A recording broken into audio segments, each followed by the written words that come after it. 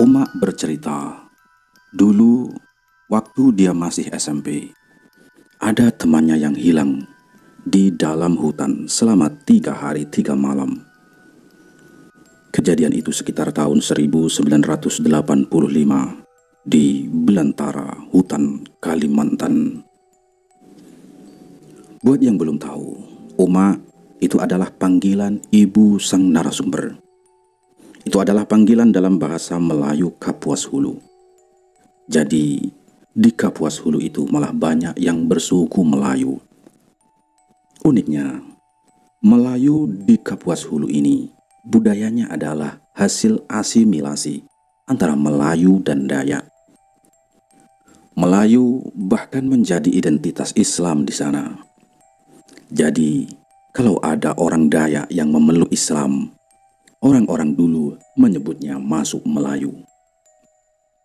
Tahun 1985, usia Uma waktu itu sekitar 16 tahun. Tapi karena zaman dulu memang anak-anak kebanyakan telat sekolah. Jadi Uma waktu itu masih SMP. Nah, suatu hari di kampung Uma dikagetkan oleh 3 anak yang hilang. 3 anak itu adalah teman sekelas Uma. Kejadiannya itu adalah di suatu petang di akhir bulan Desember. Sudah musim penghujan. Air sungai deras. Tapi yang lebih penting dari itu sudah memasuki musim duren atau durian. Ada tradisi unik di sana yang bernama ngelayah. Ngelayah artinya menunggu durian yang jatuh. Orang-orang bisa menunggu di sana sehari atau lebih dalam memanen durian-durian yang jatuh. Dan durian-durian di sana adanya di tengah hutan. Beberapa orang anak yang bernama Timur, Sulaiman, dan Zubaidah sudah menunggu waktu itu. Waktu ngelayah atau menunggu durian jatuh. Ayah Zubaidah pernah berjanji akan mengajak mereka bertiga ngelayah bila sudah tiba musim durian. Tapi sedihnya, 3 bulan sebelumnya, ayah Zubaidah meninggal karena tertimpa kayu yang ia tebang. Di sana, biasanya pohon-pohon durian ada di tengah hutan. Ada tempat-tempat yang bebas, artinya semuanya boleh ngelayah, boleh mengambil sepuasnya.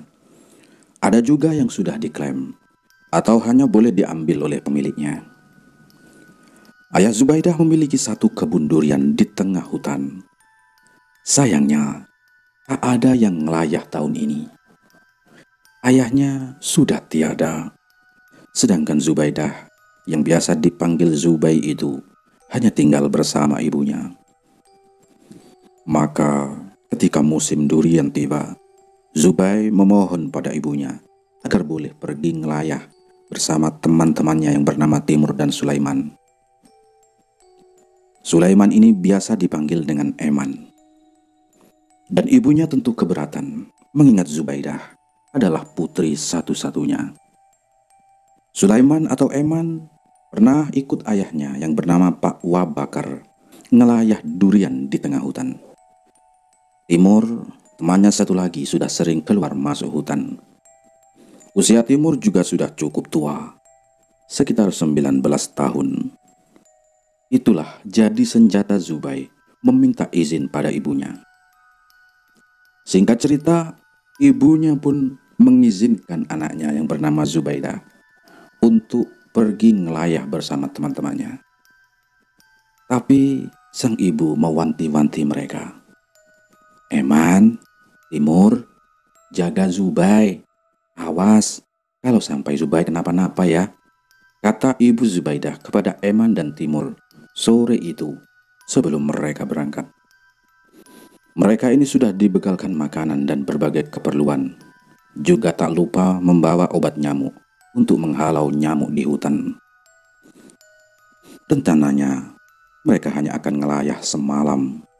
Besok pagi mereka akan pulang dengan membawa durian. Lalu besok sorenya mereka akan berangkat lagi. Kebun itu memang tidak terlalu jauh. Setengah jam naik perahu, dilanjutkan dengan jalan kaki selama setengah jam. Untuk anak kampung seperti mereka, itu hal yang sudah biasa. Di usia itu saja, Uma sudah sering keluar masuk hutan untuk mencari rotan.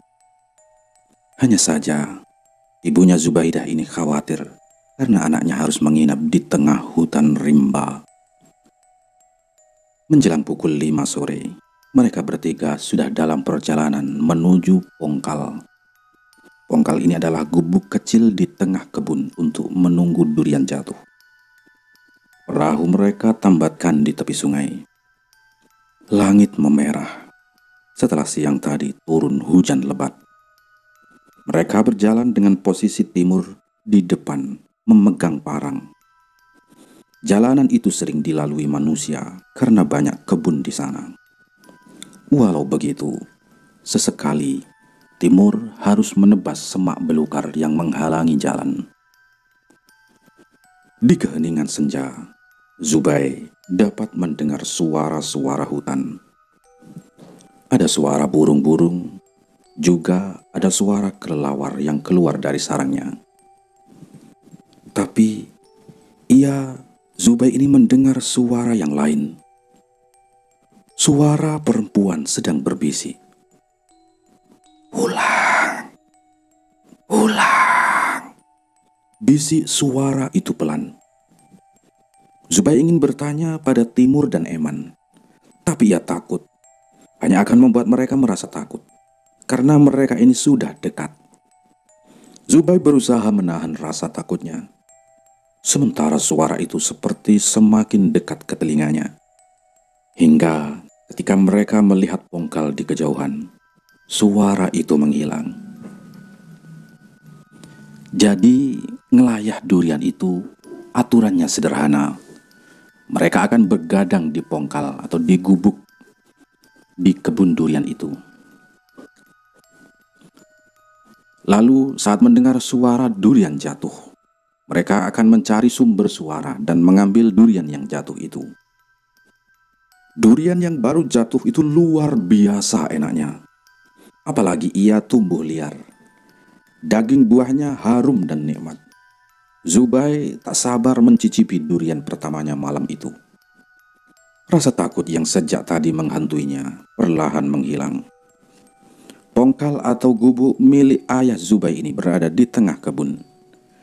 Tak ada dinding, hanya atap kayu dan lantai yang berjarak 1 meter dari tanah. Di tengahnya, sebuah lentera tergantung. Sengaja memang ditinggal ayah Zubai di situ. Zubai menyalakan lentera dengan korek yang ia bawa. "Kau istirahatlah. Aku dan Eman mau keliling dulu," kata Timur kepada Zubai. "Loh, untuk apa?" tanya Zubai. "Ya, barangkali ada durian yang jatuh kemarin atau tadi siang. Sekalian mengenali kebun ini," jawab Timur. Eman dan Timur membawa obor masing-masing. Rimba atau hutan ini begitu berisik oleh suara hewan-hewan noktural yang mulai mencari makan. "Man, kau ke arah sana, aku ke arah situ," kata Timur mengajak Eman berpencar. "Kita berpisah?" tanya Eman. "Iyalah, lebih efektif kan?" kata Timur. Tapi apa? Kamu takut ya?" tanya Timur. Eman pun tak menjawab. "Bacalah doa sebanyak-banyaknya. Kau sudah khatam Al-Quran kan?" kata Timur sambil berjalan menjauh. Eman bergidik ngeri. Ia ingat tadi sore waktu mereka di jalan. Eman ini juga mendengar jelas sekali suara berbisik. "Pulang, pulang." Bisik suara itu. Eman juga tak berani bercerita. Ia takut Zubai memandangnya sebagai laki-laki yang pengecut. Timur ternyata juga mendengar suara itu. Ia juga masih ingat dengan suara itu. Suara yang menyuruhnya pulang. Suara yang entah dari mana datangnya. Ia juga ingin bercerita pada Eman dan Zubai.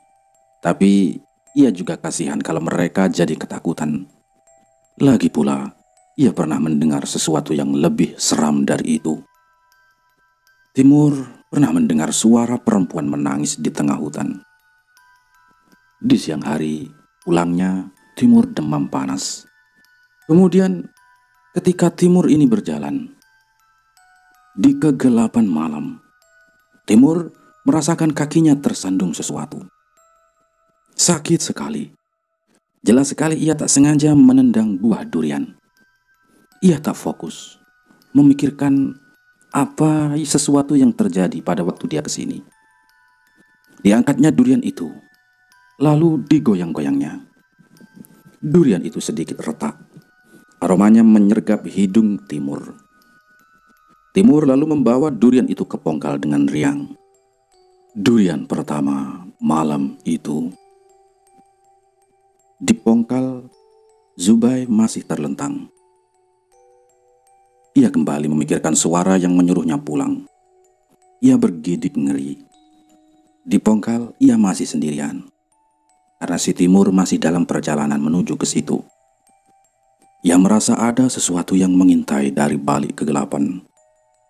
Ia sedikit menyesal tidak ikut berjalan di sekitar bersama Timur atau Eman. Zubai terduduk. Ada seseorang datang ke arahnya. Aroma durian menusuk hidungnya. "Wah, durian nih," seru si Zubai. "Durian pertama kita malam ini," kata Timur tersenyum bangga. "Ayo kita makan sekarang," kata Zubai tidak sabar. Eman, ayo makan durian. Timur dapat satu nih," teriak Zubai. "Shh, jangan berteriak di tengah hutan. Apalagi ini sudah malam," kata Timur. Zubai langsung menutup mulut dengan kedua tangannya. "Ups, maaf," katanya. Eman mendengar suara Zubai. "Sialan," katanya. "Timur menemukan durian lebih dulu. Padahal ia tadinya berharap ia menemukan durian duluan. Agar durian pertama yang Zubai makan adalah durian darinya." "Aku harus mendapat durian yang besar," kata Eman. Ia tetap harus kelihatan lebih spesial. Eman tak menggubris panggilan Zubai tadi. Ia terus berjalan mencari durian. Eman senang sekali ketika beberapa langkah kemudian ia menemukan sebuah durian yang cukup besar. Durian itu tergeletak di atas tanah yang basah. Ukurannya sekepala orang dewasa. Dipungutnya durian itu, diciumnya. Aroma durian yang sangat khas. Ia dapat merasakan aroma durian itu masuk ke hidungnya hingga ke paru-parunya. Buru-buru, ia kemudian berjalan kembali ke pongkal. "Hei, aku juga menemukan durian," kata Aiman. Timur dan Zubai tampak sedang mengecap sisa durian di jarinya. "Wah, ada ronde 2 nih," kata Zubai. "Ini cukup besar. Ayo dibuka. Aku tak sabar mencicipinya. Aromanya saja sudah menggiurkan," kata Eman bangga. Zubai dan Timur terbelalak melihat durian yang Eman letakkan. Mereka berpandangan dan melompat dari pongkal. Semua durian yang baru saja dimakan dimuntahkan tanpa sisa. Eman bingung dan kemudian melihat durian yang ia bawa. Ia gemetaran. Ya, itu bukan durian. Itu kepala manusia yang membusuk, bahkan dipenuhi belatung. Aroma busuk menusuk-nusuk di hidung mereka. Mereka pun berlari menjauh pontang-panting. "Kita pulang saja yuk," kata Timur. Ia panik. Tubuhnya mulai panas dingin. Zubai masih terus muntah. Eman masih berharap ia salah lihat. Ia memandang wajah itu. Tapi jelas sekali, itu nyata. Lalu mata kepala itu terbelalak. Eman kaget. Ia melompat dengan obornya. "Ayo kita pulang," kata Eman sambil menarik tangan Zubai. "Woi, tunggu aku, woi," kata Timur yang tertinggal. "Kita berjalan kemana, Man?" tanya Timur. Ya pulang. Loh, ini bukan jalannya. Kita salah arah, kata Timur. Eman tadi benar-benar panik. Kalau begitu, ayo putar balik aja, kata Eman.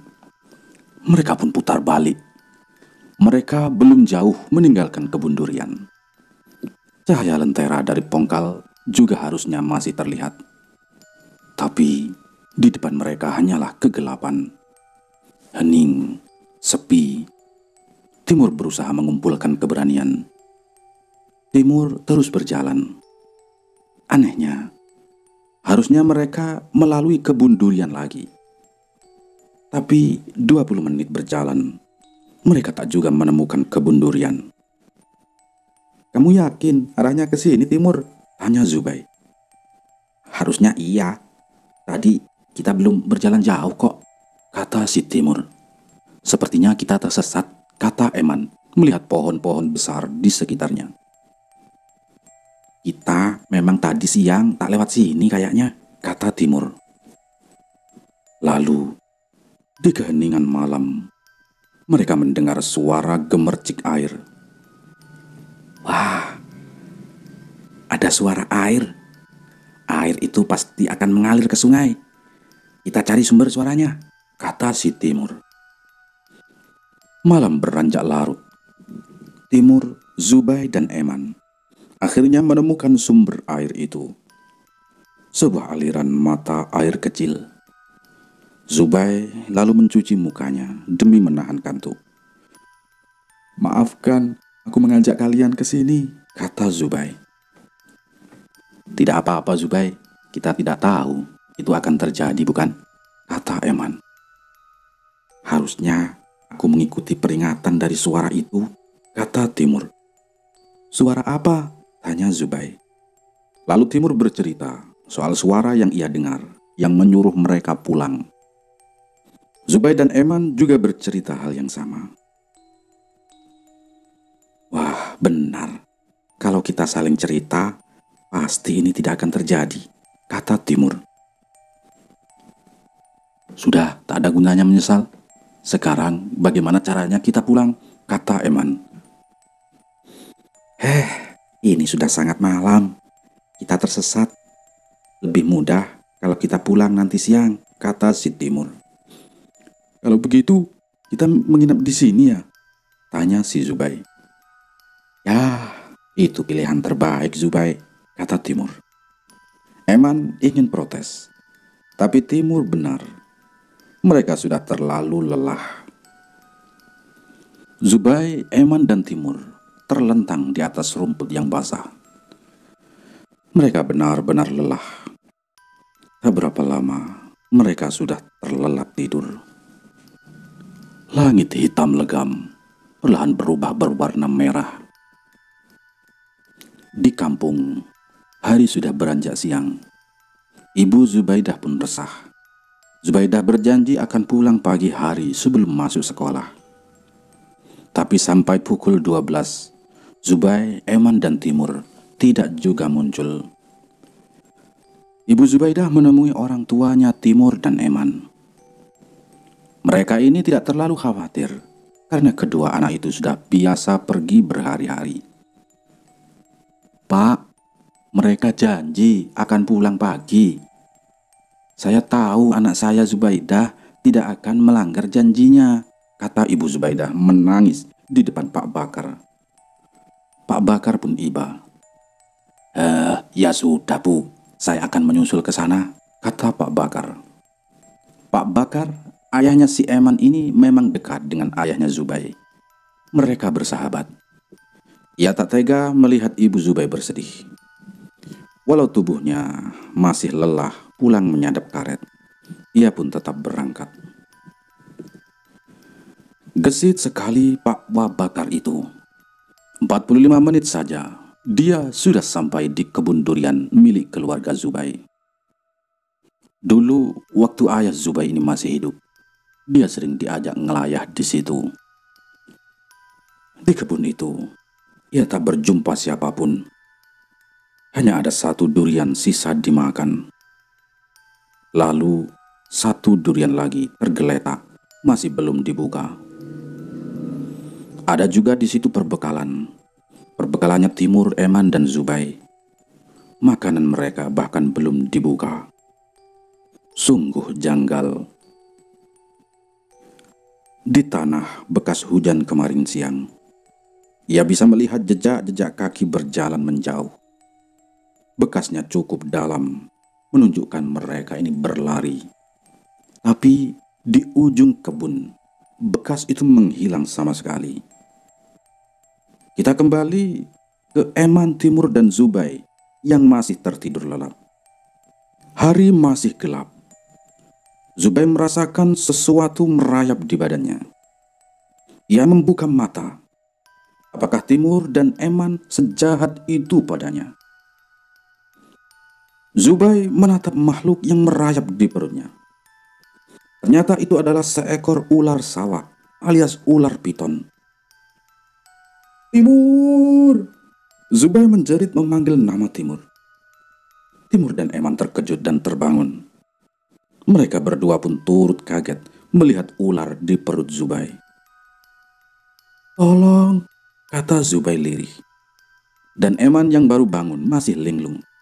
Apa yang harus mereka lakukan? Eman mengambil sebatang kayu yang berada tak jauh darinya. Dengan kayu itu, ia bermaksud mengangkat ular itu dari tubuh Zubai. Tapi ular itu bergerak duluan. Ia merayap menuruni badan Zubai, lalu hilang di semak-semak. Timur menarik tangan Zubai, membantunya berdiri. Obor mereka sudah mati. Langit masih gelap. Namun, mereka dapat merasakan hutan itu lebih terang. Suasananya terasa hening. Ada yang aneh, kata Timur. Aneh, bagaimana? Tanya Zubai. Kita sudah tidur cukup lama. Kenapa langit masih gelap ya? Oh, subuh mungkin, kata Eman. Kalau subuh, fajar harusnya sudah terlihat terbit. Langit mulai memutih di timur. Lihat ini, semuanya gelap, kata Timur. Mungkin perasaan kita saja. Ini memang masih malam, kata Zubai. Sepertinya kita ikuti aliran air ini, sama seperti rencana sebelumnya, kata si Timur. Loh, kan kau bilang lebih baik cari jalan siang saja, kata Eman. Iya sih, tapi kita tak boleh lama-lama di sini. Ini aneh, beneran aneh, kata si Timur. Mereka bergegas. Suasana benar-benar hening. Tak ada suara satu jangkrik pun. Benar-benar aneh. Mereka berjalan terus mengikuti aliran air. Semakin mereka jauh berjalan, hutan semakin lebat. Ada yang tak beres, tapi mereka tak tahu harus berbuat apa. Mereka hanya ingin segera keluar dari hutan rimba itu. Dari balik rimbun pohon, terdengar suara gemerisik. Lalu mereka mendengar suara bisikan yang pernah mereka dengar. Pulang! Pulang! Pulang! Kata suara itu. Zubai, Eman, dan Timur berpandangan. Iya, kita mau pulang. Tapi lewat mana? Tanya Zubai bingung. Lalu suara itu perlahan-lahan menghilang. Sudah, kita terus jalan. Aliran air ini satu-satunya kesempatan, kata Timur. Zubai mengikutinya dari belakang. Eman mulai bersungut-sungut melihat Zubai lebih dekat dengan Timur sepanjang perjalanan. Bukannya apa, Timur lebih tua, jadi Zubai ini merasa lebih aman. Sudah lama sekali mereka berjalan, tapi mereka tidak juga menemukan sungai. Rasanya mereka malah masuk ke hutan lebih dalam. Eman lalu berhenti berjalan. Kita tambah tersesat kayaknya, kata Eman. Ini semua gara-gara Timur, tambahnya. Lah terus, apa rencanamu, Man? Tanya Timur. Kita sudah terlalu jauh. Kalau kamu tidak sok tahu, kita tidak tersesat sejauh ini, kata Eman. Hehehehe. Ini semua gara-gara kamu. Kamu yang membawa kepala sialan itu, yang bikin kita panik, terus kabur sampai ke sini, balas Timur Berang. Sudah, bukan waktunya bertengkar. Kita harus kompak untuk menemukan jalan pulang, kata Zubaidah menengahi. Kepalanya pusing mendengar pertengkaran dua temannya itu. Lalu dari kejauhan terdengar suara orang menumbuk padi. Dang tung, dang tung, dang tung, dang tung. Dengar, ada orang di sekitar sini, kata Zubai. Ayo kita datangi arah suara itu, tambahnya. Biasanya orang-orang memang punya alu dan lesung di ladang. Kemungkinan mereka ini dekat dengan ladang orang. Mereka pun mengikuti arah suara itu. Mereka bisa mendengar suara itu semakin dekat. Ketika mereka keluar dari rimbunan pohon, tampak sebuah kampung kecil ada di sana. Tak ada suara lain terdengar selain suara alu yang beradu dengan lesung. Kita kembali ke Wak Bakar. Pak Wak Bakar kembali ke kampung sore pukul 3 dan langsung menemui Pak Kepala Dusun. Pak, Eman, Zubai dan Timur hilang. Hah? Hilang kemana? Hilang bagaimana? Tanya Pak Kepala Dusun. Pak, entah tersesat atau ada sesuatu yang lain, katanya. Sore itu, orang-orang berkumpul di rumah Kepala Dusun. Mereka mendengar cerita dari Pak Wak Bakar dan ibunya Zubai menangis kencang sekali. Ia menyesal memberi izin mereka berangkat. Malam harinya, 10 orang dari kampung berangkat mencari. Ibunya Zubai mendatangi orang pintar, memohon bantuan. Orang pintar itu sudah tua, sudah tak sanggup kalau ikut menyisir hutan untuk menemukan 3 anak yang hilang itu. Mereka sedang tersesat. Tidak jauh, tapi ya tidak dekat, kata simbah orang pintar itu pada ibunya Zubai. Orang pintar itu dapat merasakan ada energi besar yang menutup penglihatannya. Di sisi lain, Zubai, Timur, dan Eman berjalan ke kampung yang sepi itu. Suara orang menumbuk padi itu pun hilang. Pintu-pintu mendadak terbuka. Dari tiap rumah, keluar orang-orang berbaju hitam. Zubai, Timur, dan Eman berdiri waspada. Seorang bapak tua lalu mendekat. Selamat datang di kampung kami. Tak banyak orang yang datang ke sini. Bagaimana kalian bisa sampai kemari? Tanya bapak itu. Kami tersesat, Bah, kata Zubai terbata-bata. Orang-orang lain yang berdiri di belakang bapak tua itu menatap Zubai dan teman-teman dengan pandangan aneh. Pandangan mereka kosong. Wajah mereka pucat. Mulut mereka merah seperti orang mengunyah sirih pinang. Sulaiman atau Eman komat kamit membaca doa. Ia merasa kampung itu sangat aneh. Begitu juga Timur dan Zubai. Mereka tegang. Ya, kalau begitu kalian ikut saya dulu ya, kata bapak itu. Zubai, Eman, dan Timur berpandangan. Maaf Pak, kami hanya menumpang lewat, tidak bisa singgah, kata si Timur. Kalian tidak akan kemana-mana, kata bapak itu. Eman langsung menarik tangan Zubai. Lari, kita harus lari dari sini, seru Eman. Timur juga langsung ikut berlari. Mereka berlari menuju hutan. Tapi saat kali mereka melangkah ke hutan, saat itu juga mereka masuk ke kampung lagi dari arah sebaliknya.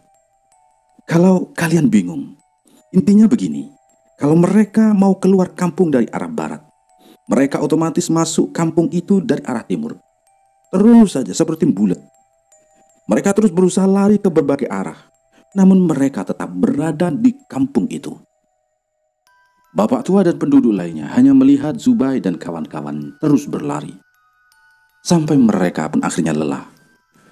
"Biarkan kami pergi," seru si Timur. "Kalian bisa pergi, tapi satu akan tinggal di sini," kata bapak itu. "Kenapa? Apa salah kami, Pak?" seru si Timur. "Tidak ada yang salah. Ini untuk alam," kata bapak itu. "Sudah, ikut saya," tambahnya. Tidak ada pilihan lain. Mereka mengikuti bapak tua berjalan ke salah satu rumah. Di belakang mereka, warga-warga lain mengikuti mereka. Timur, Eman, dan Zubai menggigil ngeri. Mereka naik ke sebuah rumah. Pak tua itu mempersilahkan mereka duduk. "Duduklah, kalian tamu-tamu saya," kata bapak itu. Timur, Zubai, dan Eman akhirnya duduk. Di hadapan mereka disajikan masing-masing secangkir kopi hitam pekat. "Minumlah." "Kami tidak minum kopi, Pak." "Sudah, minumlah." "Kami tidak minum kopi." "Minumlah." Pak tua itu setengah membentak. Timur gelagapan.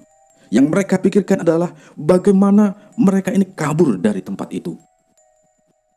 "Kalian tidak bisa kabur. Minumlah." Tangan Zubai bergetar. Ia mengambil gelas berisi kopi itu. Karena tangannya yang bergetar, kopinya ini sedikit tumpah. Ia mendekatkan gelas kopi itu ke mulutnya. Timur menahan tangan Zubai. Timur baru saja meminum setengah kopinya saat ia melihat tumpahan kopi itu berwarna merah. Sementara itu Eman sudah menghabiskan kopi dari gelasnya. "Kenapa berhenti?" tanya bapak tua itu. "Minuman apa ini? Siapa kalian sebenarnya?" tanya si Timur sambil menumpahkan sebagian kopinya ke alas tikar pandan tempat mereka duduk.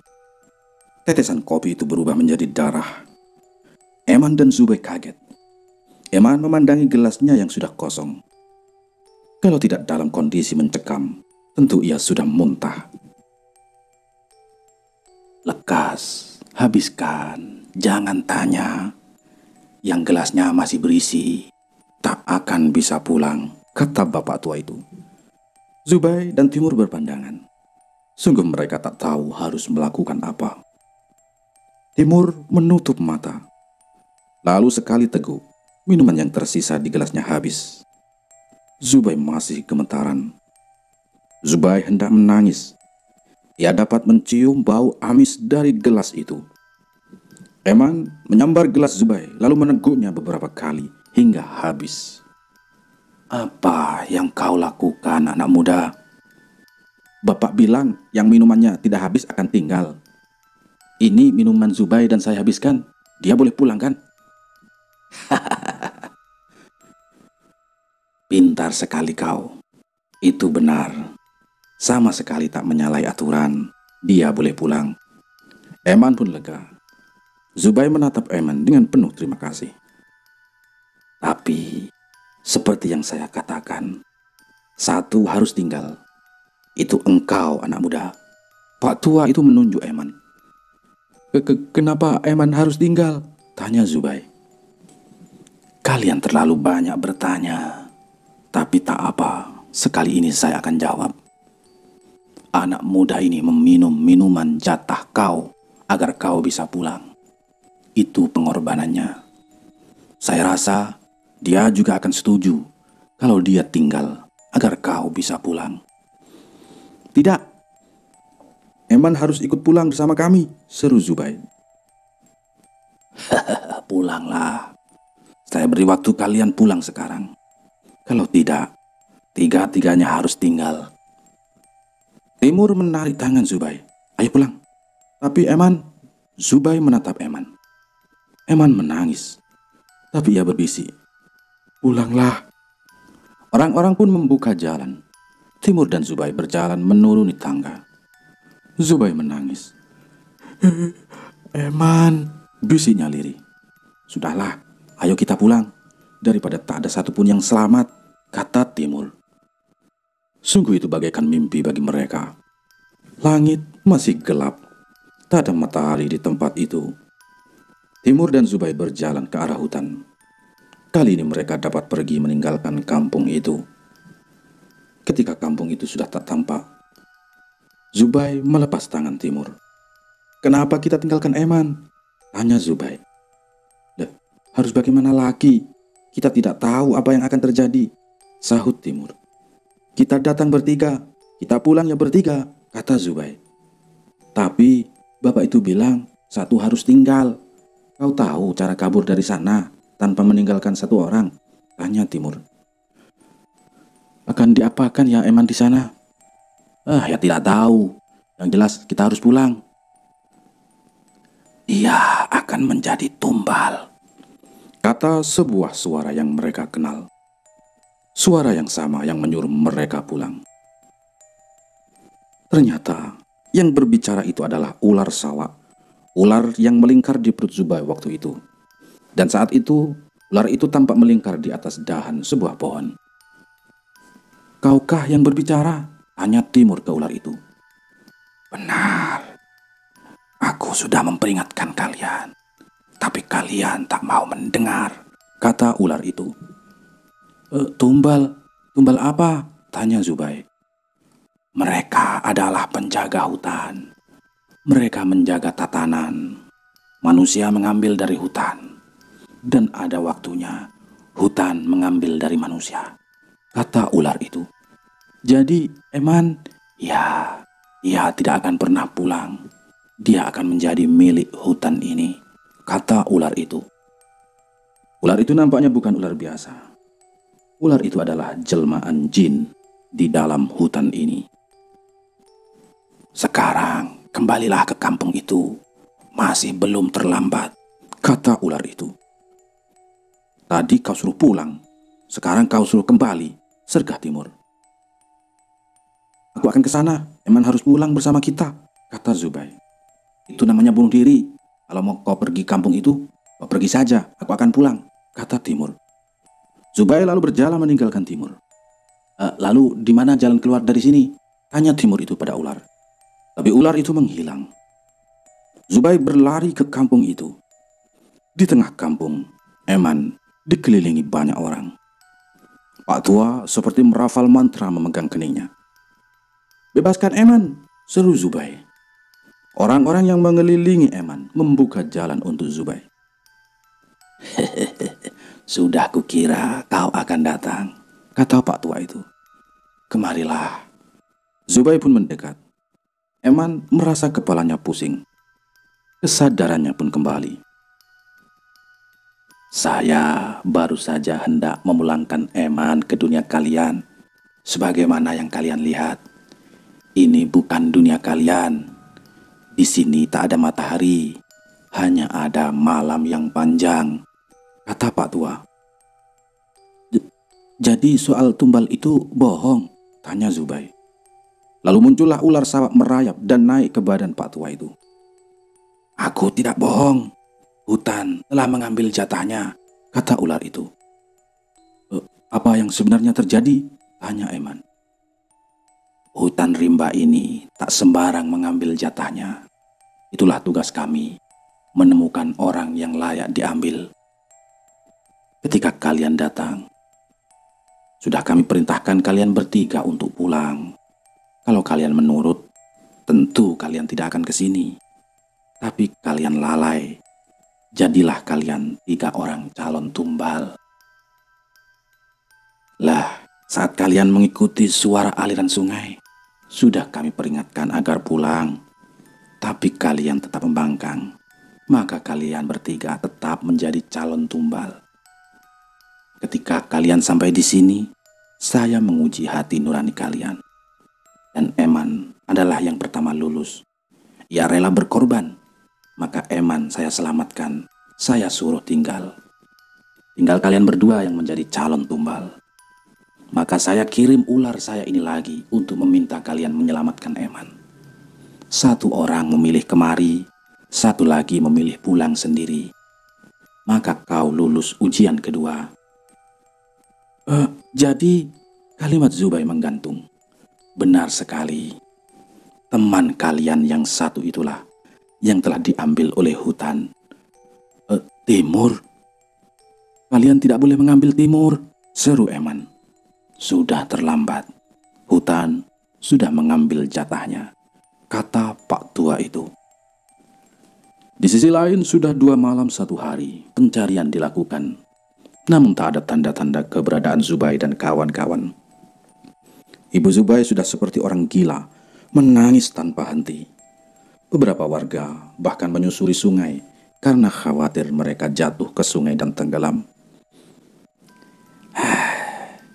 "Mereka akan pulang, tapi," kata orang pintar itu sambil menghembuskan asap tembakau dari mulutnya.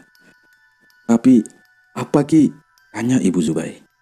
"Hanya ada 2, satunya tak pulang," kata orang pintar itu.